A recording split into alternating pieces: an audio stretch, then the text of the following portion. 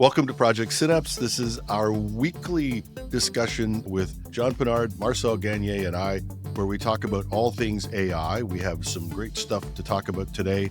Marcel, you came up with some things that yesterday that you've put into our Discord, and you had some ideas of things you wanted to talk about. So why don't you lead us forward? All right. My favorite thing that I wanted to talk about was we spent so much time talking about what OpenAI is doing and Anthropic is doing and stuff like that. And every once in a while, we come down hard on Google because we say, they keep missing the boat on this. They keep doing this. Somebody keeps taking their lunch, blah, blah, blah. And Google's had a really good week. I don't know if you have been paying attention to what the stuff that's out there at the moment, but I'm starting to think that I used to wonder whether the most of my wasted money in these services that I pay for on a monthly basis was actually going to Google for their Gemini Advanced product. And I'm starting to think that they are really rocking in Gemini Advanced. For starters, their 2.5 model has been really good for a while now, but they just put out an update. You remember we did the show on vibe coding. Was that just last week or 2 weeks ago? Yep. All right. Anyway, they just put out an update that sort of pushes the envelope to a serious degree for vibe coding.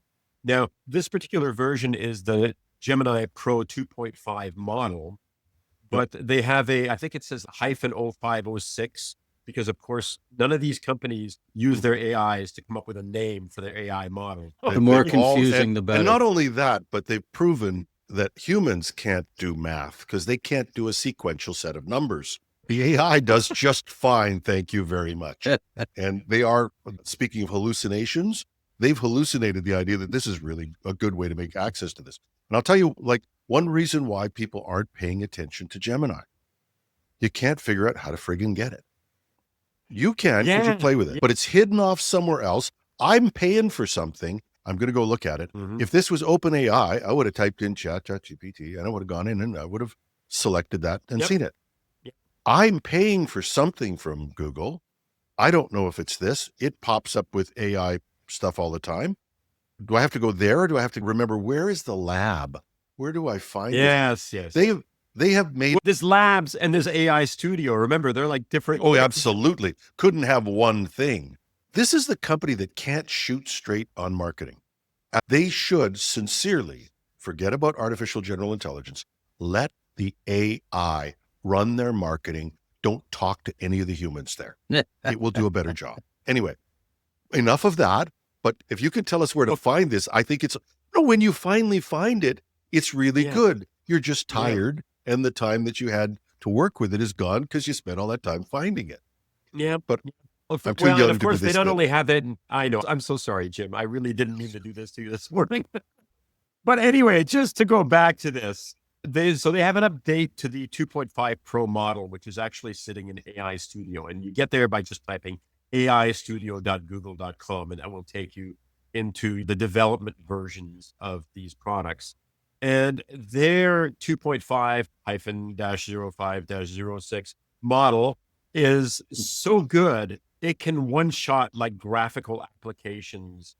Obviously, you want to sit there and define it, but I've done things like I want a game where I've got this 3D low poly thing that floats in space that's got roads across the top or something like that. And as a character walks across it, it wobbles back and forth. Remember the game Tippet from when you were a kid? Yeah. That sort of thing where you walk in one direction and it starts to tip. So I had this island sort of landscape thing floating. And as you walk across it, it tips. So it understands the physics of it and so forth. And it one-shotted this thing, including WASD keys to move around. It's impressive as hell. Now, I did tell it that I wanted an HTML5 JavaScript thing that I could run in a single file so that I didn't have to... Don't we all? Yeah, no, but it is a really impressive update. And if you go and look at things like the LM arenas and places like this, that's the one that's currently like at the top of the list at the moment. Is this new Gemini 2.5 Pro-05-06. This has a certain ring to it, doesn't it? Just one of you rolls right off the tongue. aistudio.google.com. You go there and you ask for, can I have the 2.5 model? -05/06. If you go to AI Studio, what you're going to wind up with, it's a little bit weird. Over on the left-hand side, you'll see something that says chat. and then stream and video gen and starter apps and a bunch of other things like that. What you want to do is be in the chat window. And then over on the right is a drop down that says Gemini 2.5 Pro Preview 0.6. And that's the one that you want. And I just want to point out that not only is this thing amazing in terms of coding, but it has a 1 million token context window. So you can drop like your whole code base on whatever you're working on inside that window and have it work from that. It is nothing short of impressive. Like, it is really cool. The idea that you could have something where you just say what you want once and it pretty much figures it out for you it's like the future, right? I need something that does this and it just does it for you. So I think we're heading in that direction. Now, that's one thing that Google dropped this week. Okay. Jim, I know that I pointed you to the VEO2, like the VO2 model, which is their video generation, a couple of weeks ago or something like that.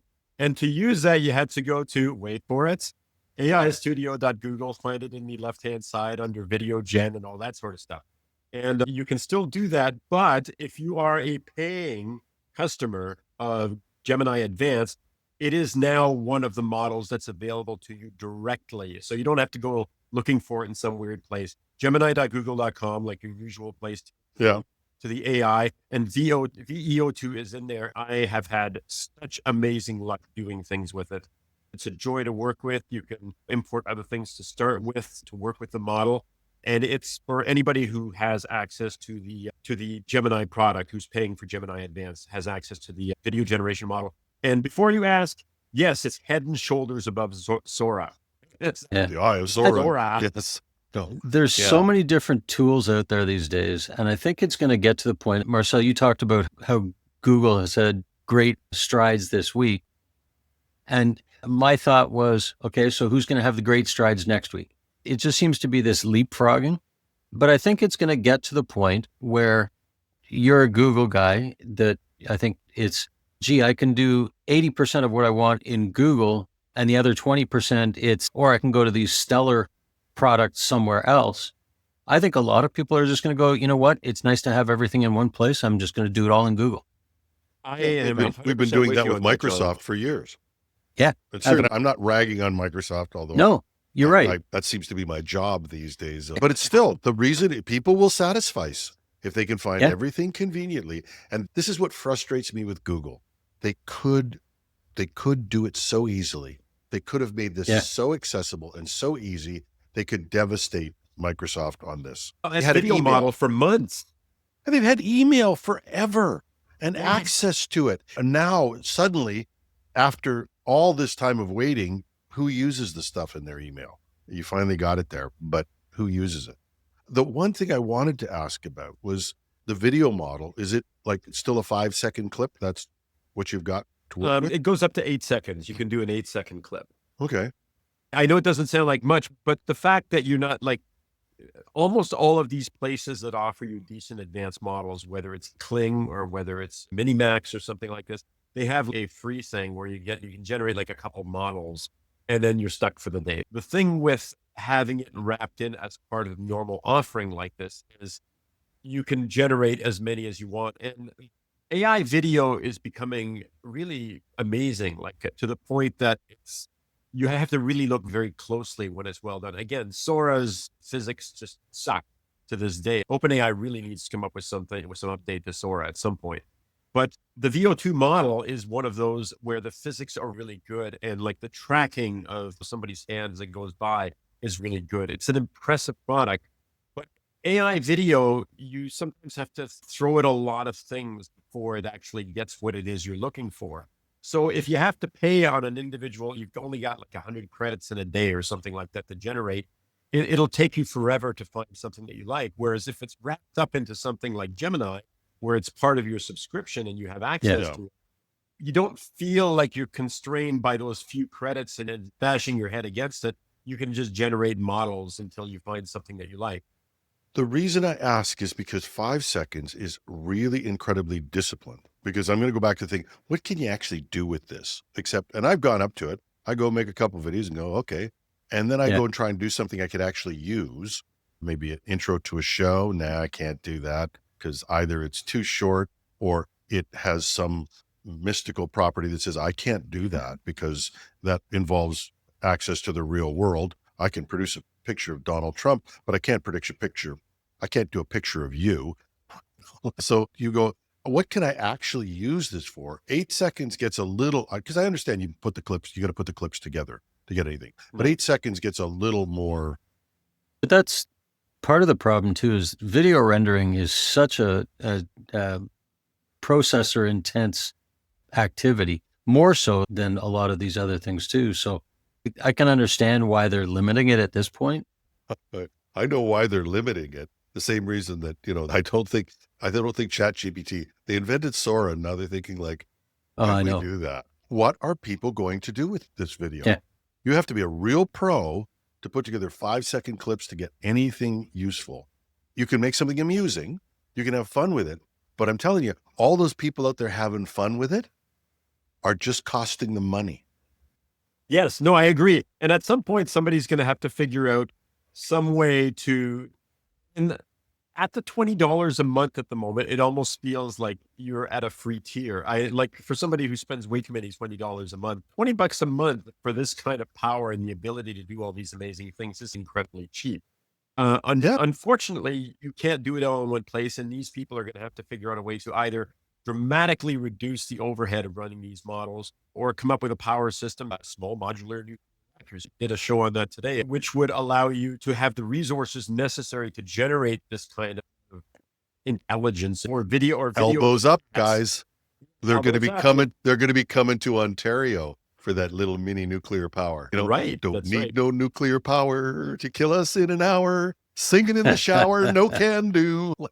Are you just making that up on the fly, or is this from something I should know? No, this is an old song that we used to sing in the days of Canada. So now we got to get a new song for the micro reactors. But this is the power requirements. We could get sidetracked into that, but it's really, because I do want to actually have a linear move through the stuff that you discovered with Google.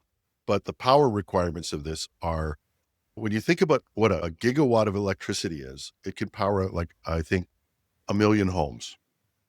And we're going to need a minimum of 80 more gigawatts in the next 5 years, maybe 200 gigawatts. So we need a flex capacitor. Yeah, exactly. Well, that'd be good. So either we need to get way more efficient with video, because this is that could be one big thing, and with AI in general. But these 4 little reactors running in Darlington now together will provide a gigawatt of power. And they can be built in 5 years. No one's actually built one of these things yet. So this is that's why I did the story. We will. There's a difference between building them in Ontario and somebody from Microsoft saying, let's start a project, or worse, Google, because Google will get halfway through it and go, no, scrap it. But Ontario Hydro will build this. By the time it's gone past our nuclear commissions, by the time it's gone past the planners at Ontario Hydro, and these guys have been planning and building bigger nuclear plants than we built, bigger than this, buddy. They will deliver this. Well, we've got our elbows up here. We should probably just point out that for the longest time, Canada led the world in terms of building nuclear reactors, or can-do reactors. We have a history of being able to do this sort of shit here. We know how to do a lot of the companies like Amazon and I think Google and others were all talking about they were going to build their own nuclear reactors. But I think they've actually backed off on that now. When they actually get into it, and it's like the nuclear industry. What do I really know about this? All I know is Americans got out of the nuclear industry. There's still some plants running, but they haven't built much in the past little while. And they've got a couple of these reactors they're thinking about refurbishing, including, remember, 3 Mile Island? Oh, yeah. I love the thought of bringing those reactors back on stream. But these little modular ones are... Nuclear power is going to have a potential for error. When we had isotopes being made by it in Chalk River, there was almost a meltdown in Sudbury in Canada. And who saved us? For 5 points? Jimmy Carter. Oh, wow. Jimmy Carter was working in the Chalk River nuclear plant. There was a nuclear accident there. He went in against all odds and managed to, I don't remember the whole story, but he went in and actually got it fixed. And then he went on. That guy was a god among men, wasn't he? He was. Anyway, back to Google. And so I went to gemini.google.com and it comes up and says, I'm sorry, Gemini is on a break right now. It's unavailable. Okay. That's well, right up there with, oops, something went wrong. No, but they It's on a figured break. The AI is on a it's break. taking a break. And, Back all to right, should we Google. talk? Do we want to go back to Google or do we want to talk about OpenAI's bid for running the entire world? Because right now, all of a sudden, I've just lost all interest in Google. No, we have to go back and finish this because we actually have people who listen to this. So you're saying 2.5. How is it with hallucinations? This 2.5 is a better model. How is it doing with hallucinations? Which is, I think, the Google problem. It does hallucinate. Well, hallucinations, first of all, I'm going to say it again. Hallucinations are a feature, not a bug. It's a question of how much you hallucinate and whether Let me ask this in a way that Marcel will answer it. Is it doing marvelously at its job of hallucinating, or is it doing it poorly? It's doing it marvelously, actually. The thing with this particular model, they have specifically and purposely engineered or focused this model to things like coding tasks, keeping in mind large code bases and stuff like that. So it's not a looking for facts engine. So it's designed for the purpose of who's the current. Good point. Good point. So they have directed it. Yeah. This came up because there's a whole thing about OpenAI and increases in hallucinations. I have noticed it mildly, but because of the way I construct my work, which is if I'm looking for facts, I make sure I ask it to double check, actually ask it to triple check because it's not my electricity, and check the facts, including word for word on any quotes and list your sources. And then I drop over to Perplexity or another AI, pop the thing that it's given me into it and say, is this true? Now, you created a module for me for stories at one point, and I use that to check regular stories and say, is it true? It's really quite good, actually. We're still working, still doing really a great job. What? Yeah, and I have not touched this thing in a long time. It's nice that it's still working. The hallucinations in Google were what keeps me from using it regularly because it just makes stuff up all the time.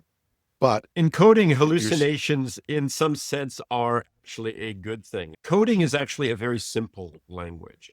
I realize there are a number of different languages, but they're limited in ways that normal human languages are not. So there's only so many places that you can go wrong on this. And because it has such a huge context window, it's able to hold this concept of whatever it is that you're building in its memory and work with that whole code base in one shot. And what I've been able to, I've tried to push it beyond that point, and I've run into a couple of issues, but then you tell it, this is what the problem is. And because it's able to hold so much information at one time, it is able to isolate the problem that you've identified and fix that problem without too much fuss and bother. Now, a tool like Cursor does that by basically using the equivalent of RAG. In other words, it looks at all the files that you've got stored on your PC, and that's what it works with. So it's a slightly different vision than I've got the whole thing in my memory and I'm working from this whole thing in my memory rather than going back and look at a file. And if you code in something like Cursor, you notice that because every once in a while you have to say, go back and take a look at this file where the information is, right? So it doesn't necessarily keep it in memory, but because you can refer to what you've got on disk where you've made the changes, it can go back, take a look at that and work with what you've got out there. Reference it's damned impressive. Yeah. And we think about it. We were talking about doing a WordPress site. What's the template for a WordPress site? 75 megabytes. You need to put programs in, especially today, you need a great context window. And also, I think it's based in fact from what I've been reading, but also what I encounter is that many hallucinations are failures of memory. In other words, it gets mixed up and lost. You can find this all the time with OpenAI. It'll start misbehaving. You think the thing has gone crazy. You start a new chat, you put the prompt back in and it comes back online. So somewhere along the line, it gets lost in memory. Memory management is not what we think of it as on a PC. They're doing something much different, and it every once in a while just gets mixed up. I actually find with things like ChatGPT that if you ask it, give it a prompt and it comes back, and then you ask it to modify it and it comes back with something different, and you ask it to modify it slightly again, I find the more times you ask it to modify it, the more, I don't know if I'd call it the more it hallucinates or the more it changes the story. the more it travels from the original concept Yes. is the way to Yes. look at it. It becomes like a game of telephone. You remember the telephone game as a Yep. kid, right? Like by the time you're 50 steps in or something like that, it is Yes.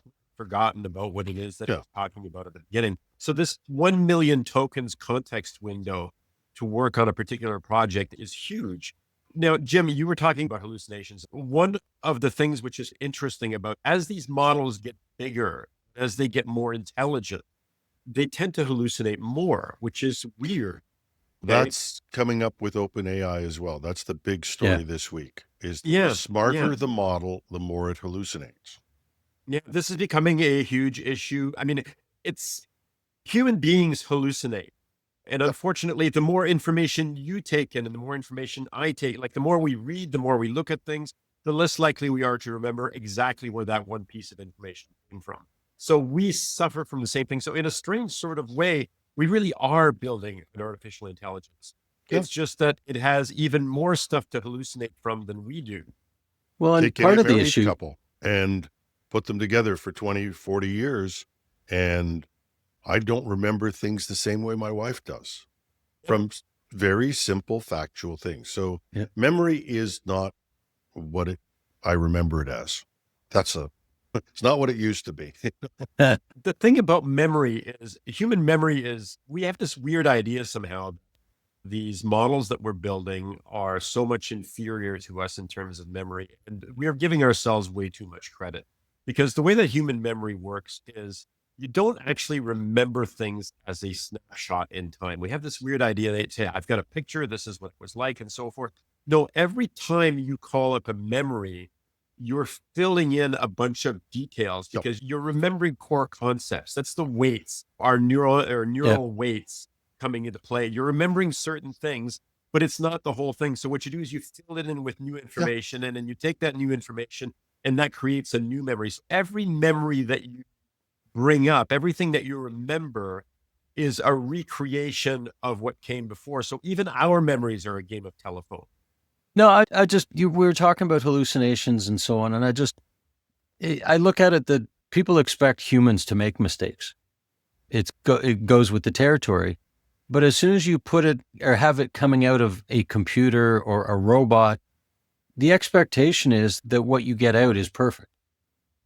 And so I think that's part of the issue that I always worry. Starting my career out as a programmer, I've made mistakes, but I know that people are expecting code that's computer generated to be perfect.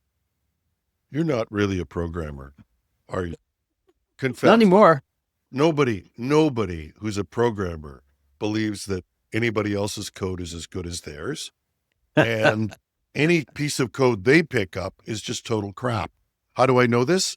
Like I said, I got caught reading this program, but this person doesn't know a damn thing about what they're doing. And then I realized it was mine. We may have created something that is closer to the human brain than we think. We've always talked about artificial intelligence as being a different structure, and we need to understand it as a different structure. But in some ways, in memory, these neural networks function more like us than we might want to think. No, okay, so let me just throw in a place where the AI is going to inevitably do better than us on this.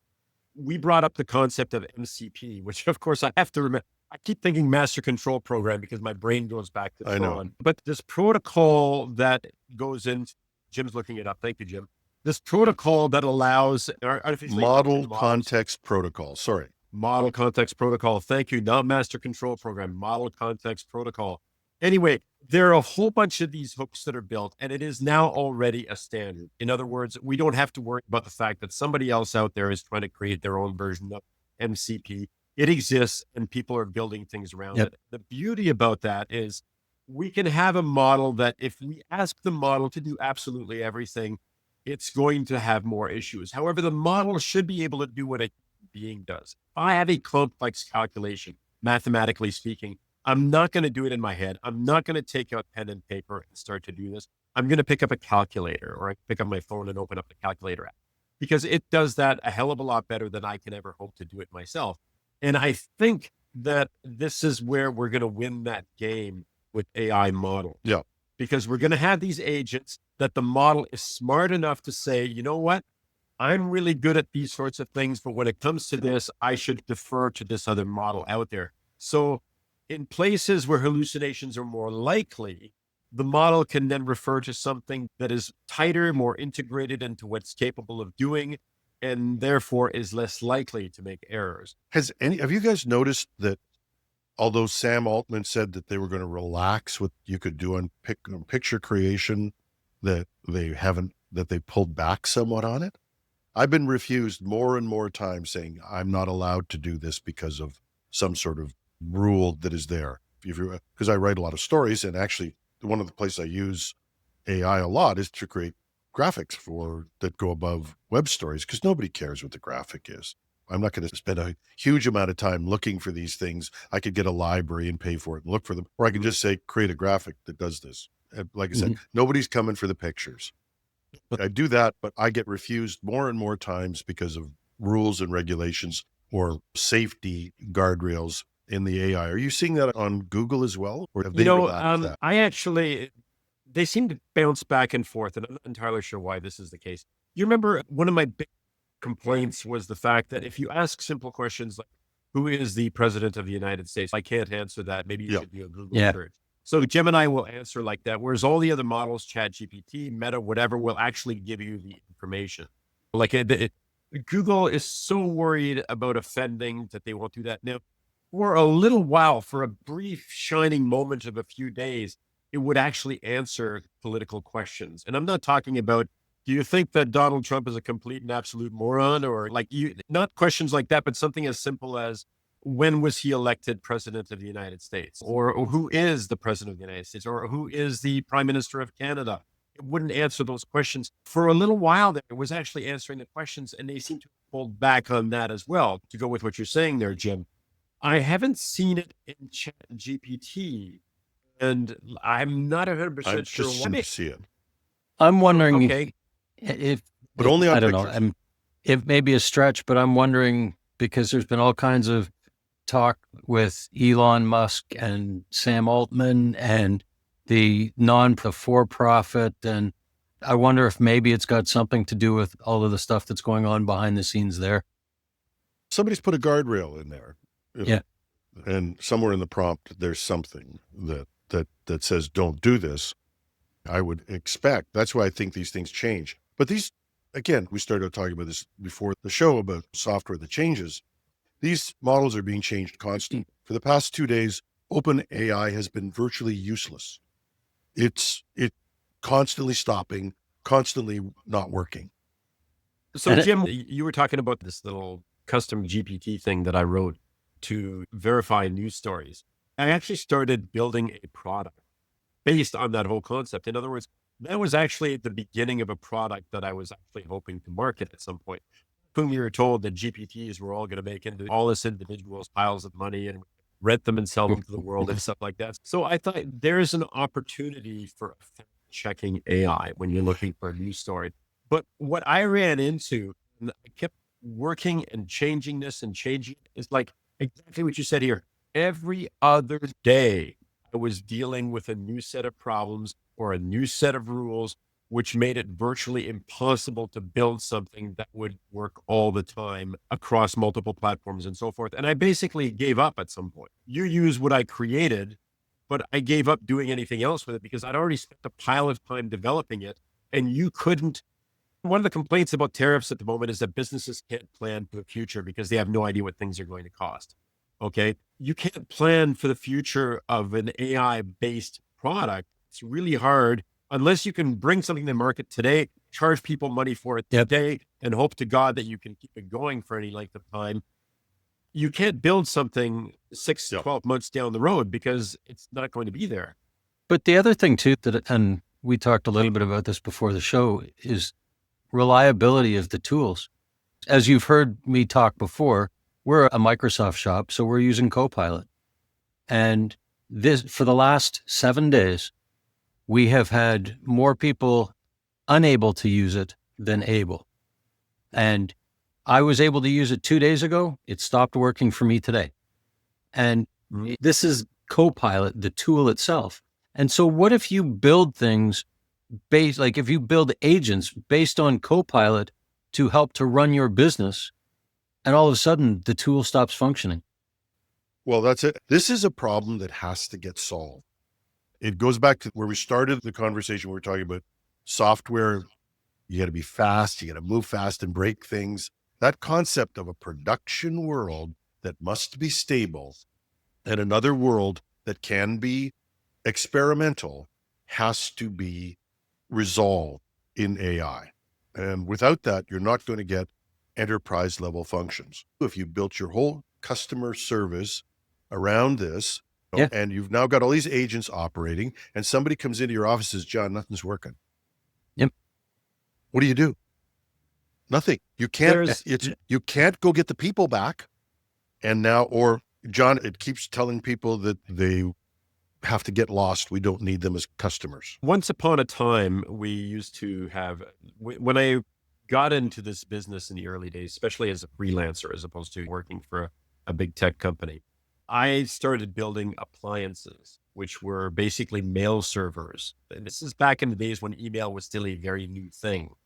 So I would build email servers that lived in people's offices. Jim's trying to share some No, I information. said, and if you know what he's saying, you're as old as us.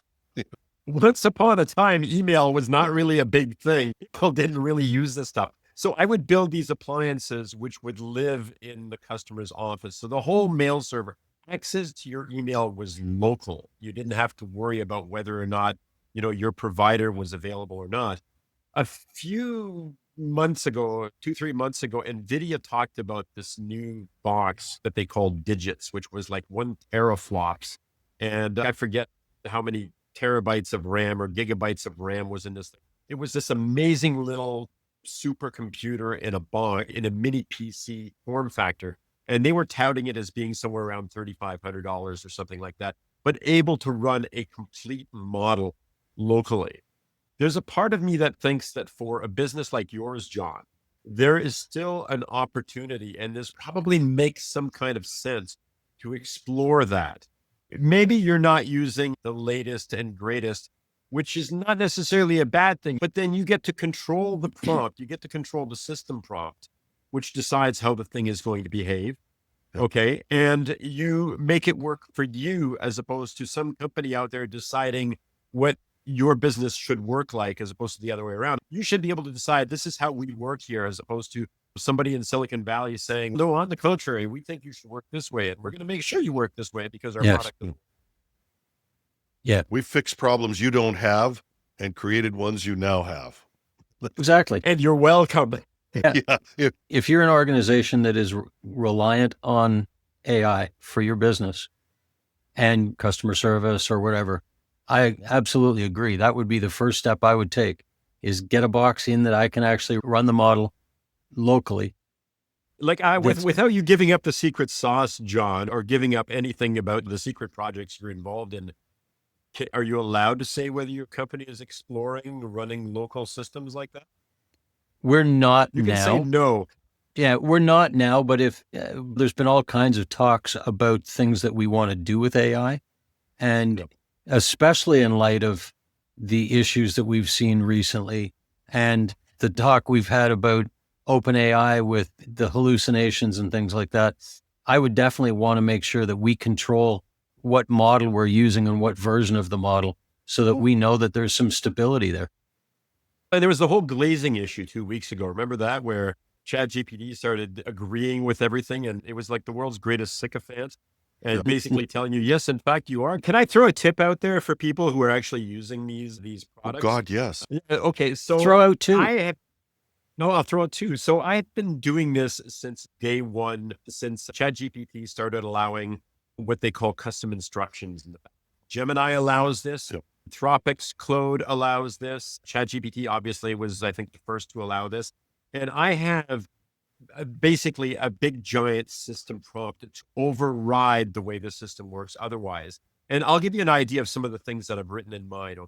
First of all, this is what should ChatGPT know about how you operate. Obviously, this is mine. You can do this any way you like. But I've written things like this. I'm not going to go through the whole thing because it talks about how I want things written or what types of turns of phrase I'm looking for. But here's the basis at the beginning. So first of all, I say, and this is for me, this is not necessarily for you, but I say, feel free to be casual with me, a casual guy.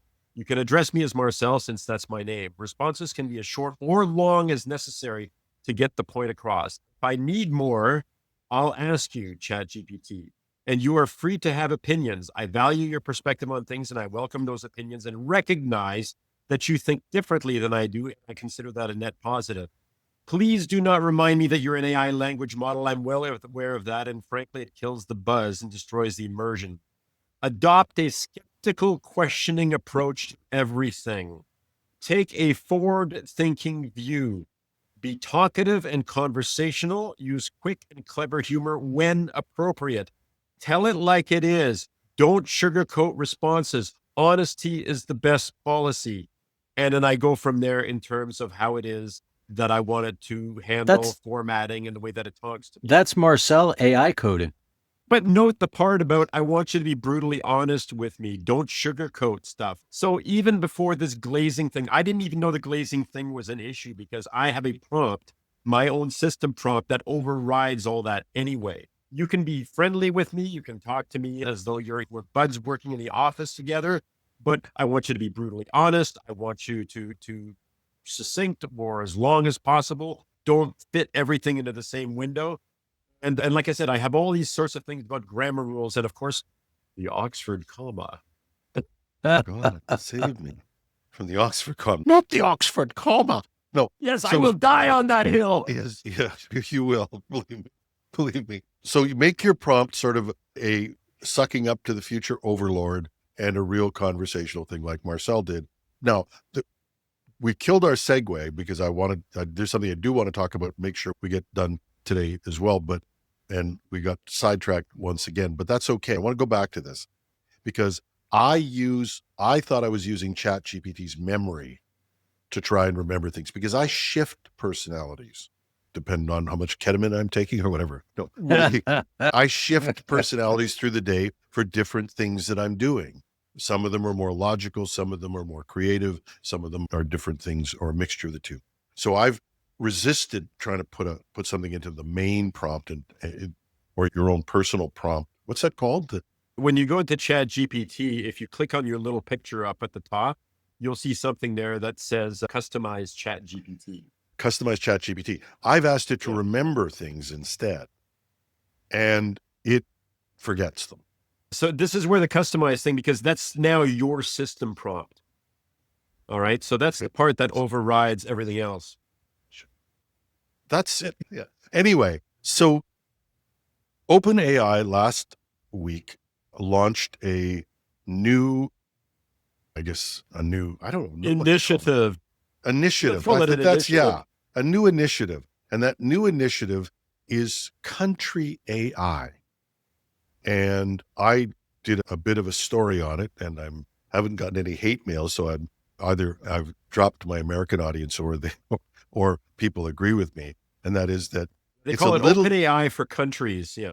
Yes, OpenAI for countries. So each country could have control of its own AI, and that could be a sovereign AI. And I made the argument that it's a little difficult to trust somebody controlling the AI for your country if they are in a country that is trying to take over your country, or at least where the president of that country is saying he'd like to take over your country. Yes, and that becomes a little explosive because of the relationship between Canada and the United States right now. But even in Europe is looking for its own sovereign AI. They're trying to build something. I don't think that OpenAI will get much traction in Africa because Africa's been ignored by aid from Canada and the US for decades, although they claim they're spending a lot of money.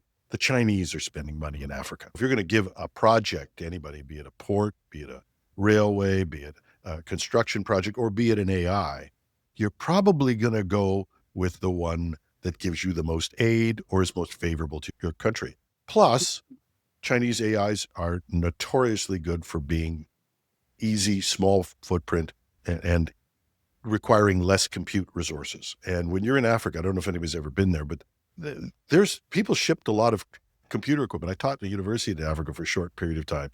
People shipped a lot of computer equipment there.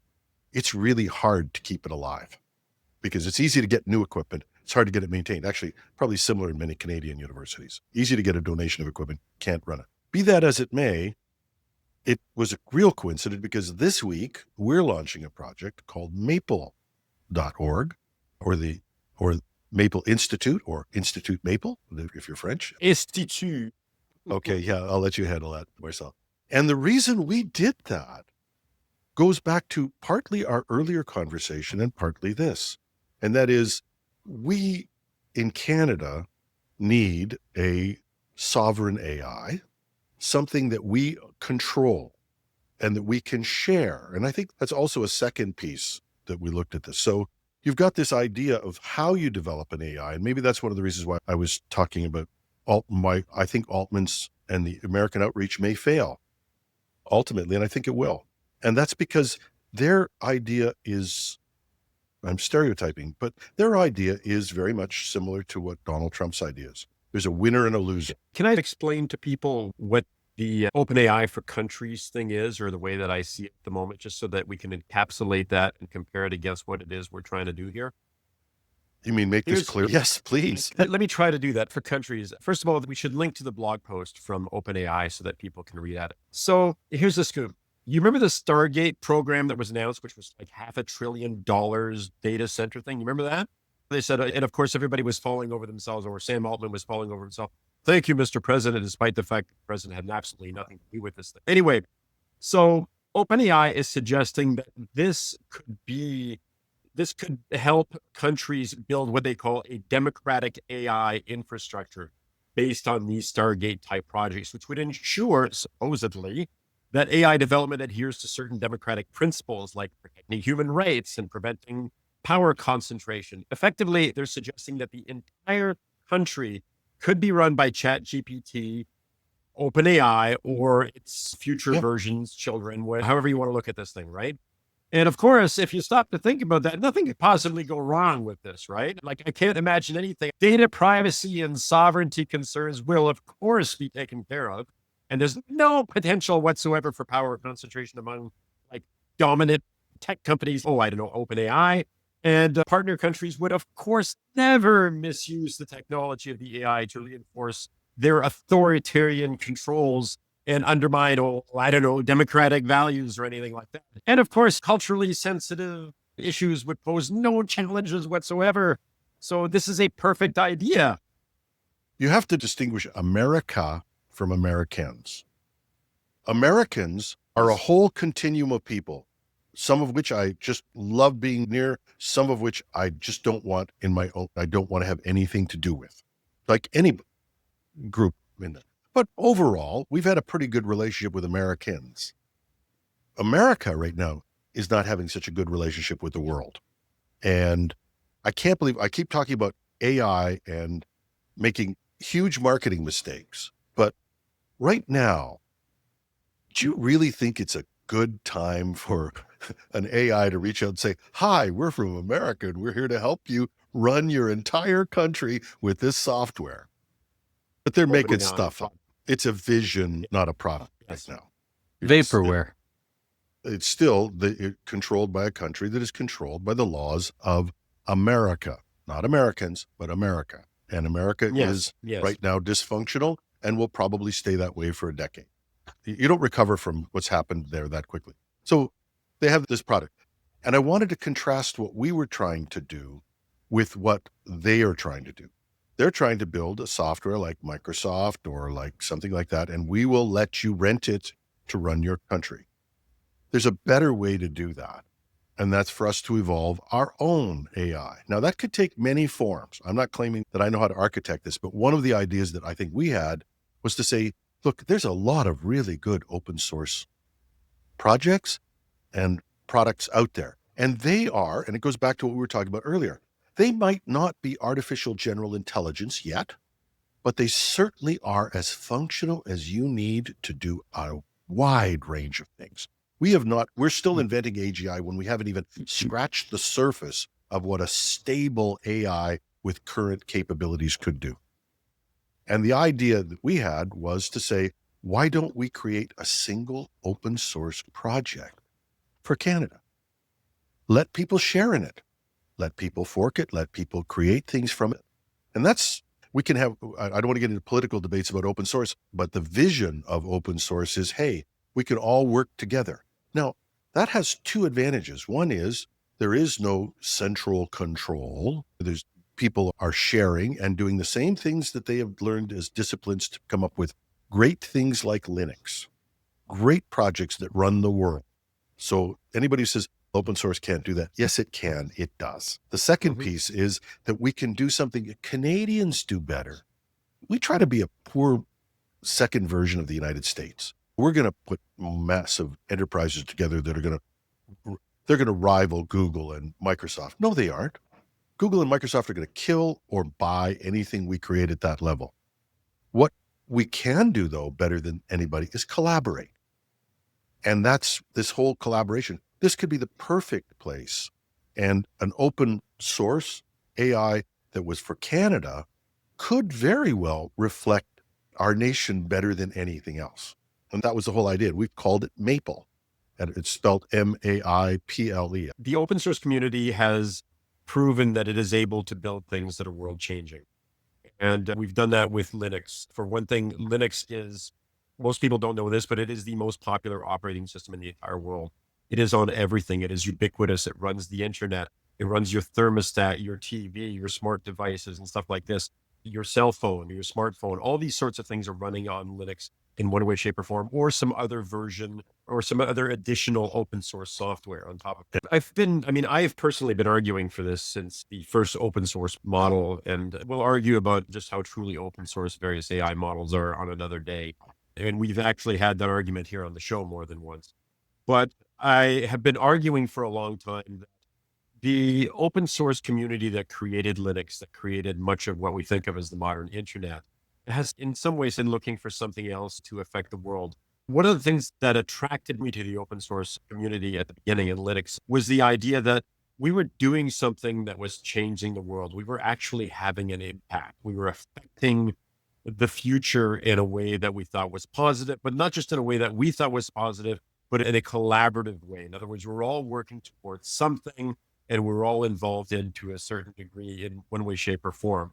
I think that open models, and I'm going to be very careful here, not OpenAI, but open space AI models provide an opportunity where that open source philosophy can capture a vision of the future.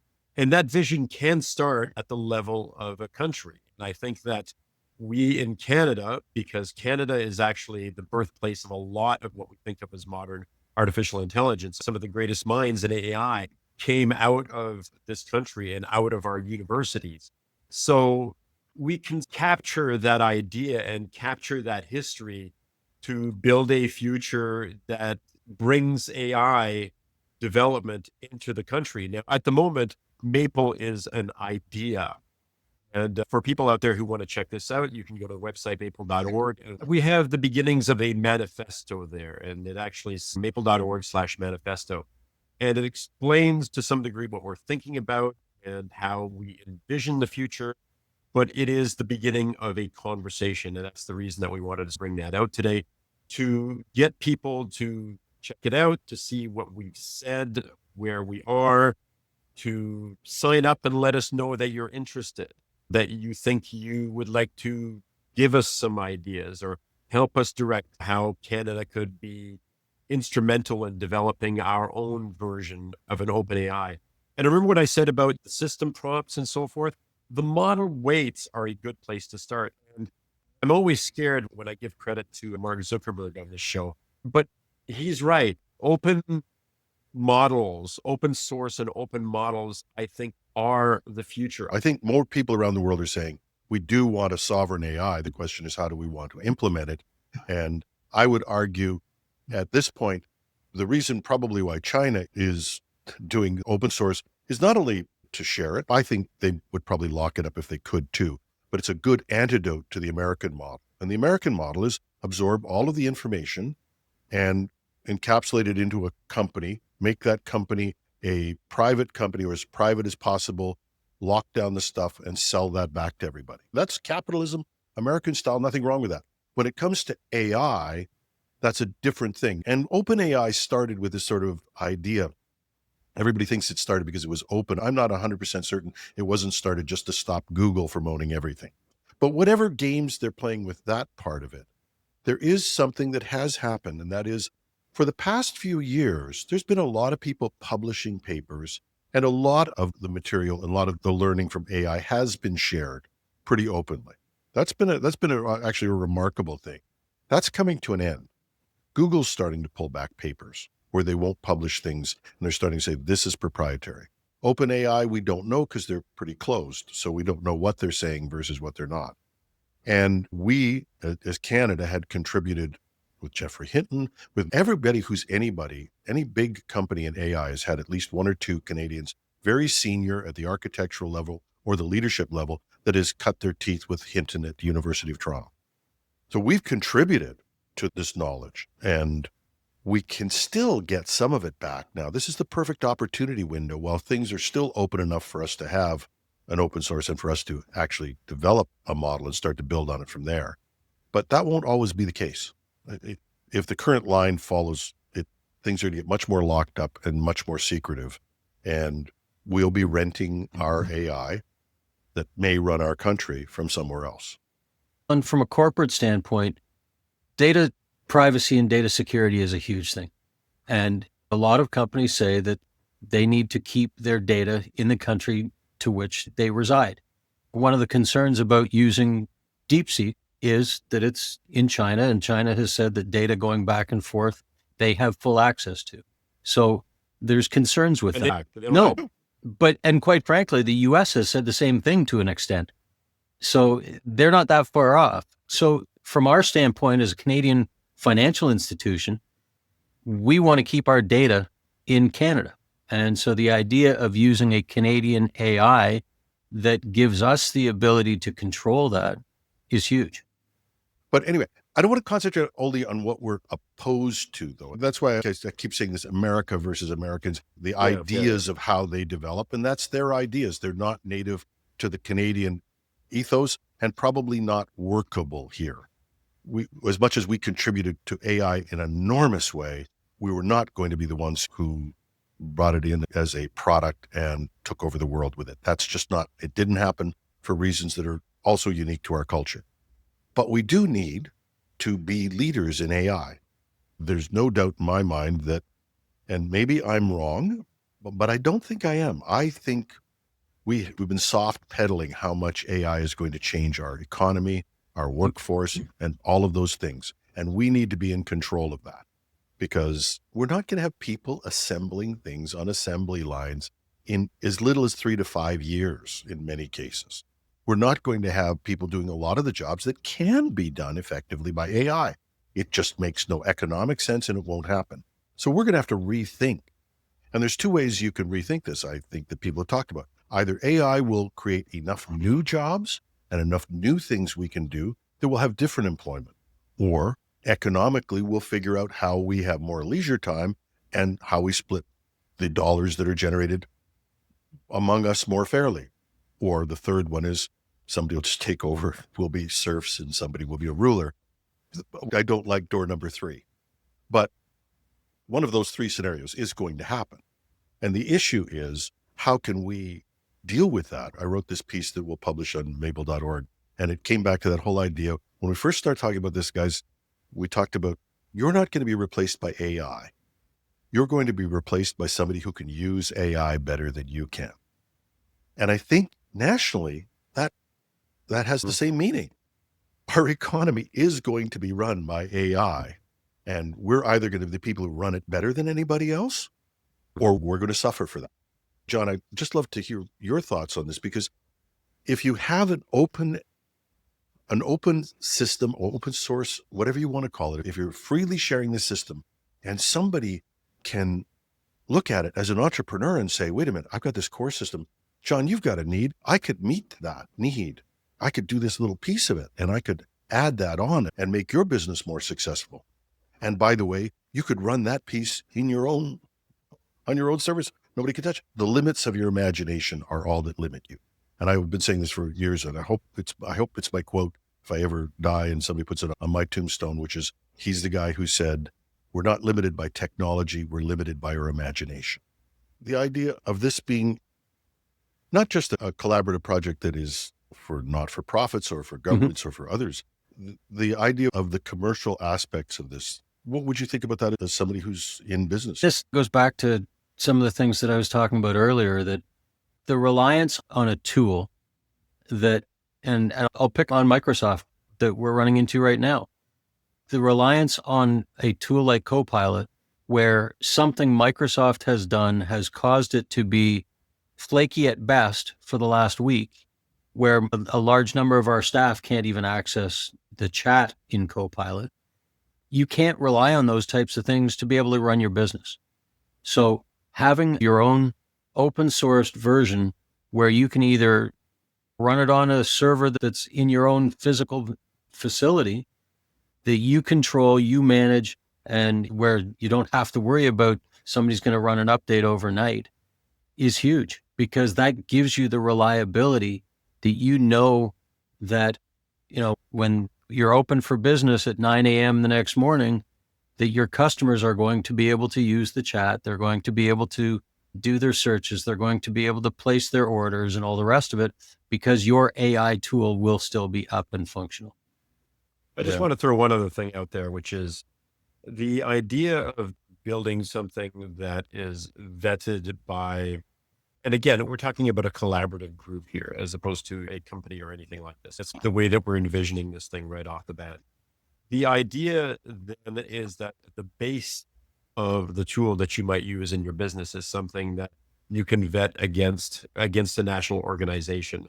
I see a future personally where we will have the large systems hosted somewhere, whether it's hosted by whatever the Maple Institute might turn out to be a few years from now, assuming that, this takes off, but as a base for what other people might then want to use. In other words, there'd be something that you can reference as the starting point, that you can trust, that you can work with, because it is a national collaborative effort. And then whatever you happen to run locally in your data center. Because let's face it, I think the only way that we're ever going to have something that is going to be suitable for most businesses and for organizations where privacy and data sovereignty, if you will, and by sovereignty in this case, I don't just mean in the country, but inside a company, is going to require that we have smaller local models.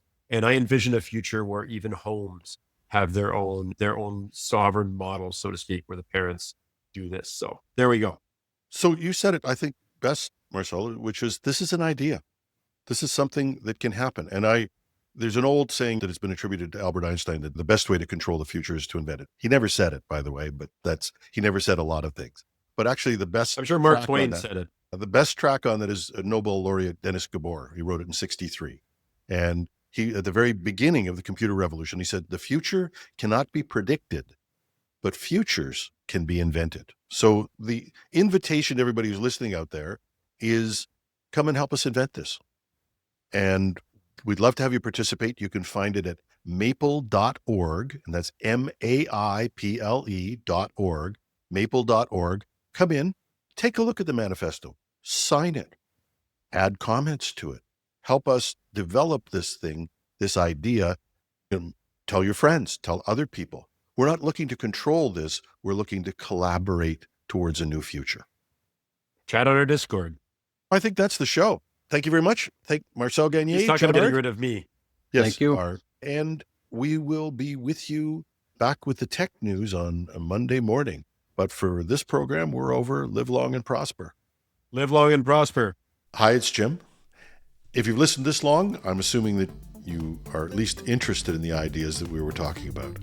And if you support the idea of a Canadian AI, why not go to maple.org/manifesto and show your support. That's maple, MAIPLE.org/manifesto. There's a space there for you to add your name, show your support, but also to add your thoughts. Maybe it's a dream, but it's a dream that we could build together. Thanks, and have a great weekend.